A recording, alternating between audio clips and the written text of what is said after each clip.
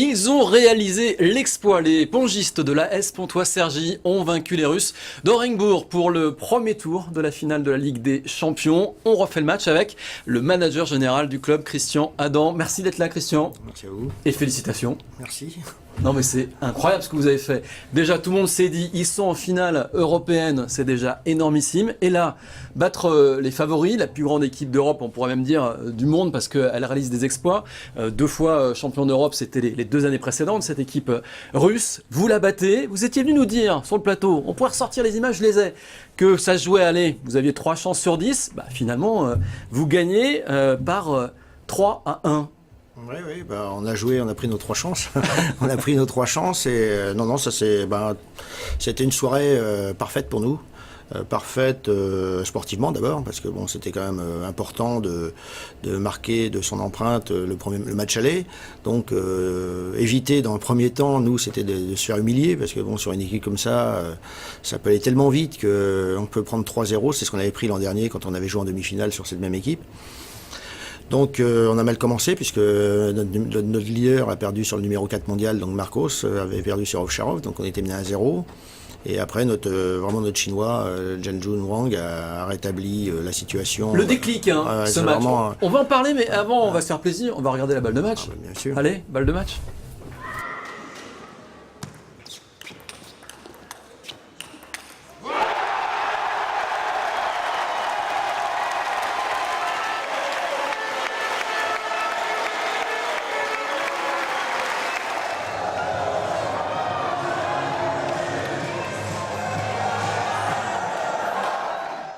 Alors, 2 remarques après ces images, Christian Adam. Déjà, ce public qui fait la hola, moi j'ai jamais vu ça, des matchs de tennis de table. Il y a eu une ambiance de fou furieux, c'était 900, il faisait super chaud, ils vous ont porté. Ah oui, non, certainement que ça a été vraiment le 4e homme de la partie, enfin le 5e puisqu'on a un 4e homme qui jouait. Mais c'est vrai que c'était exceptionnel. C'était une soirée réussie sur le plan sportif, réussie, je pense, sur le plan organisation, et puis réussie sur le plan public, où vraiment le public a répondu présent de la première à la dernière minute. On a eu aussitôt qu'il y avait un de nos joueurs qui baissait un peu la tête, qui pouvait être déçu sur un mauvais passage ou un passage à vide. Le public a été derrière. Il y a eu c'était. Donc c'est vrai que ça se termine un peu sur le match là où là quand on voit la Ola, ça se passe où Marcos perd son set, il menait 2-0 et il perd le set sur Samsonov, et à la pause, on a une minute de pause nous entre les sets, et le public s'est mis à faire la Ola. Le public dit on est là, lâchez rien. C'était exceptionnel. Ouais. Alors ce qui est patent aussi, on l'a vu sur ces images, c'est balle de match. Vous avez gagné, mais il n'y a pas d'effusion de joie de la part de vos joueurs. On sent un plaisir contenu d'avoir gagné, comme si on sait que on est à la porte de la victoire, mais il faut encore pousser le pas de cette porte. Alors, si les joueurs se sont quand même lâchés, parce que là, bon, sur les images qu'on voit, sur l'extrait qu'on voit, bon, si les joueurs quand même tombent dans les bras les uns des autres, mais c'est vrai qu'on sait, bon, voilà, c'est une finale qui se joue par match aller-retour, donc on a une joue. Voilà, on est bien évidemment très content d'avoir gagné, d'avoir fait un petit peu le break, mais on sait aussi, on sait ce qui peut nous attendre en Russie. Vendredi 30 mai. Ouais, les retournements de situation, on les connaît aussi, donc on en a profité quelques fois. J'avais dit sur Brême, on avait été mené 3-0 et on avait renversé la vapeur pour gagner 3-0 chez nous. Donc on connaît la valeur. Bon, c'est vrai qu'ils avaient aussi peut-être un joueur qui était un petit peu moins bien ce soir-là. Mais il n'y a pas de problème pour eux. Je pense qu'ils seront affûtés au match retour. Ils vont pas la laisser partir comme ça, cette Coupe d'Europe. Donc voilà. Alors on l'a dit, le déclic, ça a quand même été le match de votre joueur chinois Wang Zhenjun, 3-7-0. Là vous êtes dit, tiens, il se passe un truc là. Ah oui, non, c'est vrai que en plus on n'avait pas un tirage au sort qui était très très bien dans la composition d'équipe. C'est-à-dire que bon, Zhenjun, a priori, quand il joue Samsonov, c'est quand même pas un jeu qu'il aime bien jouer. Donc on s'est dit, oh là là, Marcos perd dans le premier match, ça va être dur, mal engagé. Bon. Et Zhenjun a parfaitement bien joué, il est resté dans la partie, il est revenu, il a fait des points, il y a des points exceptionnels. Et vraiment, c'est lui qui a rétabli la situation. Oui. Voilà, donc ça c'est le déclic. Et puis derrière arrive jeune joueur, quand même champion dans son pays, le Suédois Carlsson, 22 ans. 22 ans. le gars, il a pas tremblé. Non, on sait c'est un battant. Hein. Par contre, là-dessus, c'est quelqu'un qui lâche rien, qui est vraiment un battant. Quand ceux qui auront l'occasion de revoir un peu les images, mais bon, c'est vraiment... on savait qu'il allait se battre. Alors après, réussir, parce que l'autre, c'est quand même aussi un client en face. Hein. C'est quand même le 51e joueur mondial, hein, mais c'est le numéro 3 de leur équipe. Et Christian Carlsson, au classement mondial, est que 93. Donc oui, il fallait qu'il se surpasse pour pouvoir remporter le match et bon, c'est ce qu'il a fait. Galvanisé par la famille, hein. Sa famille a fait le déplacement. La famille a fait le déplacement avec des amis, comme pour Marcos ou là sur le dernier match. Marcos, la famille venait de Madère. Il y a toute une délégation de Madère d'ailleurs qui a fait du relations publiques.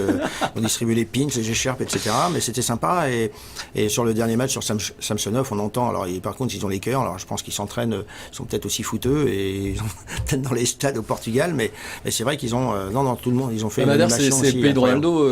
C'est Madère aussi, hein, c'est comme Marcos, ils sont tous les deux natifs de Madère. Ouais. Donc voilà, donc ça doit aider le public qui pousse, sa famille qui est là, ils étaient galvanisés. Vous les avez reconnus, vos joueurs? Oui, quand même, parce que mais on s'est battu comme ça tout au long de la saison. C'est pour ça que j'avais déjà dit c'est pas le hasard si on arrive en finale. C'est pas le hasard.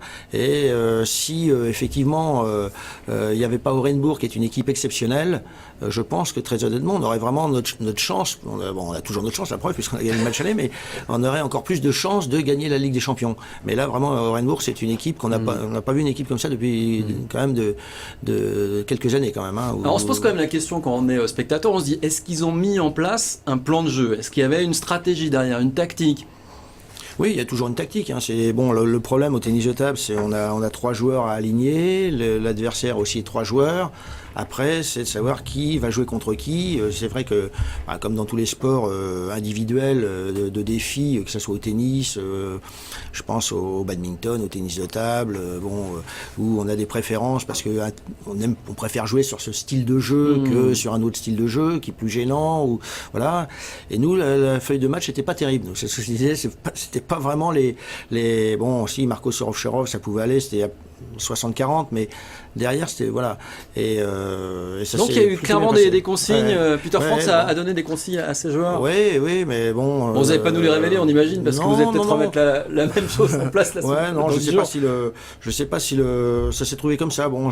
Je ne sais pas si on souhaitait cette composition-là. Bon, on l'a eu. Après, chaque capitaine après dévoile sa composition. Après, on regarde si on est content, si on n'est pas content de ce qui s'est passé. Donc voilà, c'était mitigé. La composition d'équipe était assez mitigée, mais bon. C'est bien, ça tournait pour nous, impeccable. Bon, je propose qu'on écoute Marcos Freitas pour savoir un petit peu ce que lui a pensé du match et de l'équipe.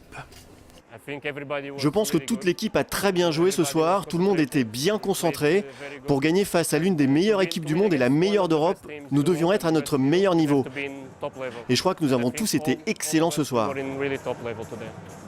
Alors voilà, tout le monde l'a dit, les connaisseurs comme les amateurs, c'était une équipe exceptionnelle qui a joué samedi soir. Mais en même temps, alors c'est facile de le dire après coup, les mêmes disaient on n'a pas reconnu les Russes. Donc c'est quand même inquiétant pour cette équipe russe, ou peut-être que c'est inquiétant pour vous, parce que est-ce qu'ils vont se reprendre là-bas sur place? Alors c'est facile à dire, mais on dit que c'est une équipe vieillissante. Samsonov, il a été premier mondial, mais c'était il y a très longtemps.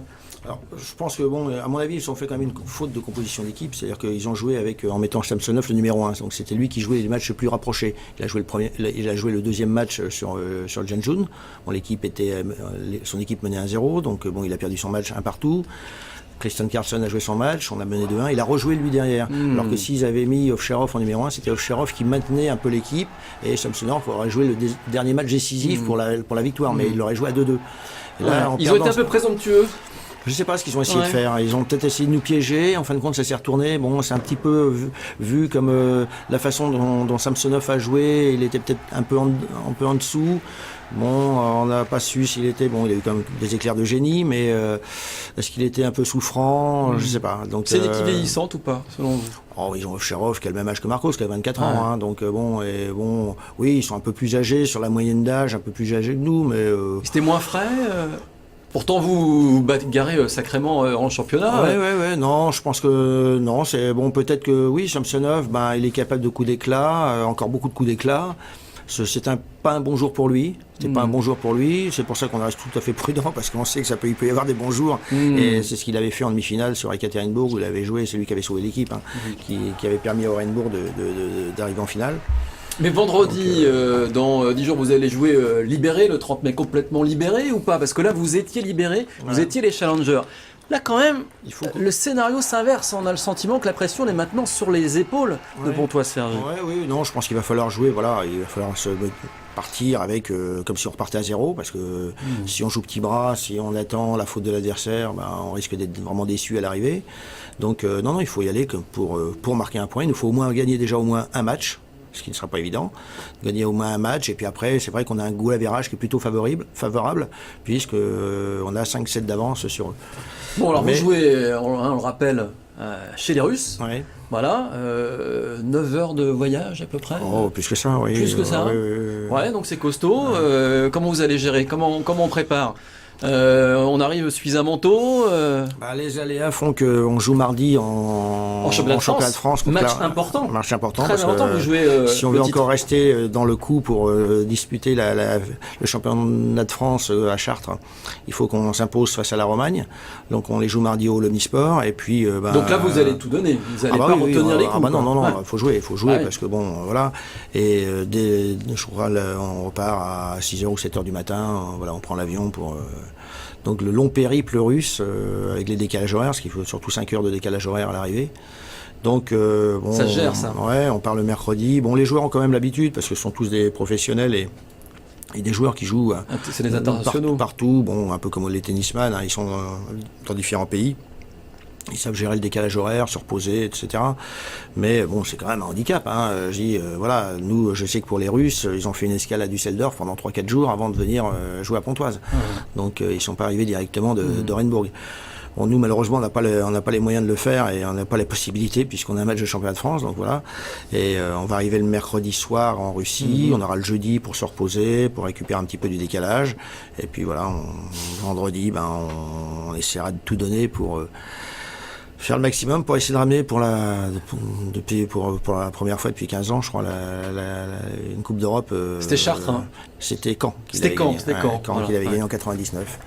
Mais bon, je dis, il n'y a que 3 clubs, et encore, je sais même. Oui, 3 clubs sont en finale avec vous. Ils sont allés en finale, donc, il y avait le Valois, Chartres, Caen, voilà. Donc, Et alors, bon, maintenant la question qu'on peut se poser, on se dit que le public, c'était le 5e homme à Pontoise-Cergy. Là-bas, ils vont être super nombreux quand même.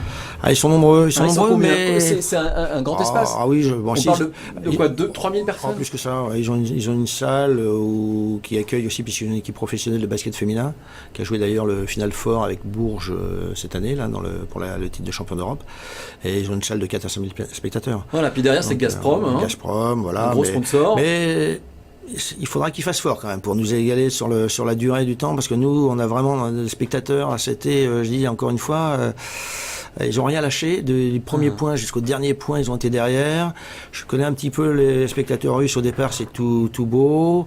Et puis, ça se fatigue un peu. Donc, c'est pas toujours assidu derrière ces joueurs. Bon, puis vous emmenez vos 900 supporters. Vous. Voilà, on les aura dans le cœur déjà. Donc, on remettra les cassettes s'il faut. Bon, donc vous partez relativement confiant. Allez, je vais vous proposer encore de jouer au jeu des pronostics. On l'avait fait la fois dernière.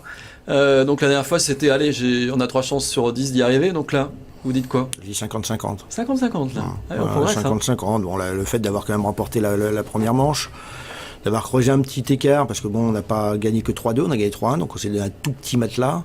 Il faudra gagner un match au moins pour être encore compétitif, mais on se rappelle aussi de l'année dernière la cruelle déception de Chartres, qui avait avait gagné là-bas, mais qui avait perdu égalité au nombre de 7. Et qui avait perdu pour 5 points le titre la Coupe d'Europe. Donc le point d'avérage va être très important. Le point d'avérage, donc c'est pour ça que voilà, tous les points vont compter. Ça serait quand même, je pense qu'on serait vraiment, ça serait terrible quand même de perdre pour quelques points. Donc voilà, on va essayer. En tout cas, on fera le maximum, ça c'est sûr. Très bien, merci Christian Hanan, et puis bravo au club, aux bénévoles et à toute la team de l'AS Pontoise-Cergy pour cette belle fête que vous organisez. C'était un bel événement. Merci encore et bonne chance pour la suite. Merci.